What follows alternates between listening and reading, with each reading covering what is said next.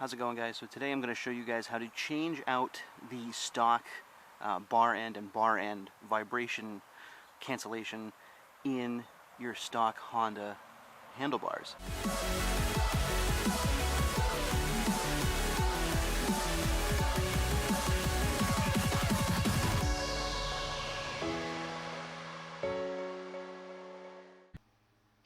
Okay, so I've switched to voiceover mode just to have this work out a little bit better. What I'm using is a pair of channel locks and a screwdriver to get this bolt off the end here.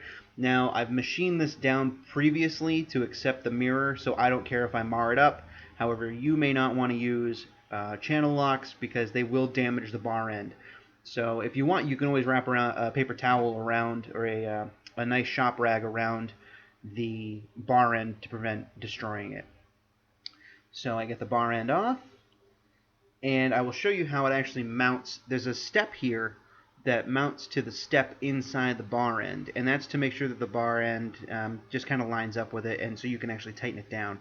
It has no other effect on that. However, it makes it difficult to install an aftermarket bar end with that there. So right here I'm just removing my grip. It was already loose, so I'm just twisting it as hard as I can, pulling it off, and there we go. Now we have to get the end clip out, and there's a little bit of gunk stuck in where the end clip grabs the bar. So I'm peeling that out with a screwdriver, and then I have to depress that top hole and the bottom hole at the same time to get this little circlip out. It's a specially made clip that grabs the internal of the bar end. Now this internal is to prevent vibration. Something which I don't want to mount a mirror to because it's going to make my mirror vibrate more than it normally would had it been hard mounted to the bar. So after trying multiple times to get this out, I finally managed to get it loose. And normally, like the other side, I had done the other side first. It came out rather easy and everything slid out. Now this is the left-hand side of the bike, which is the kickstand side. So that means any water that gets inside of this bar, or any moisture, is actually going to collect in this lower end of the bar. So come to find out, it was actually pretty rusty inside the bar down here. At this point I'm getting medieval on it. So I grab what I can of that clip, and I begin to pull and pry, and I actually end up getting most of the clip out and tearing it. Now that's fine. If you're going to reuse these at some point down the road, what you're going to want to do is actually go to Honda and just get two new clips. They're very cheap. I wouldn't worry about a couple bucks to get new clips to reinstall the bar end weights. All right, and as you can see, I get both halves of what I've destroyed out. So you can see how it kind of grabs the backside of the metal tube that's in there. All right, and that can go to the trash. And then what I do is I rethread the bolt that I took out originally into the bar end, or into the insert, I should say. And this is extremely hard to get out because of so much corrosion inside the bar. The bar itself is fine. I cleaned it out, but it just takes a little bit of give. You can do what I'm doing here by putting a screwdriver in the hole and pry and pull at the same time. And I'm actually putting my body up against the bike and with a foot on the kickstand just to make sure that I don't rock the bike too hard.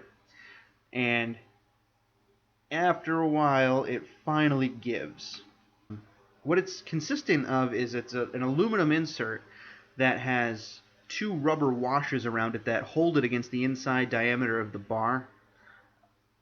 And as that weight of the bar end is out on the outside of the bar, any vibration that gets transferred through the handlebars goes to that end, goes to that bar end and vibrates. So here you can see the insert came out terribly rusty, unbelievably rusty. The one large washer was visible, and now it's stuck on that corrosion on the secondary washer up inside. Little muscle will break it loose.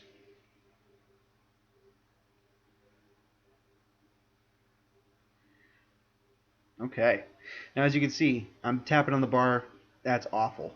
So I'm pretty glad that I was able to take these out, because now, at least with the new bar ends going in, any corrosion that's in there in the future will be able to, any moisture that's in there will be able to drain out and prevent corrosion.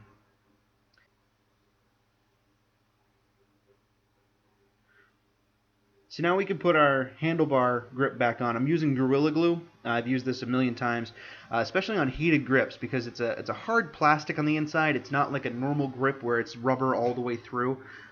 So a little bit of the Gorilla Glue goes a very long way. It expands nicely, and if you ever have to remove your grip in the future, a quick turn of it will actually crack it loose, and you can slide your bar end off just as I did prior. When I first installed these, I used Gorilla Glue. That's what the remnants of that brown stuff is on there. So getting the grip back on, falls into place nicely. Twist it so it matches the other one so my heated cable isn't in the way of anything. And now I can go ahead and install my mirror. So I have the expansion tip on there. It goes right in. Give it a few turns with the old 10mm wrench. And it's good as new.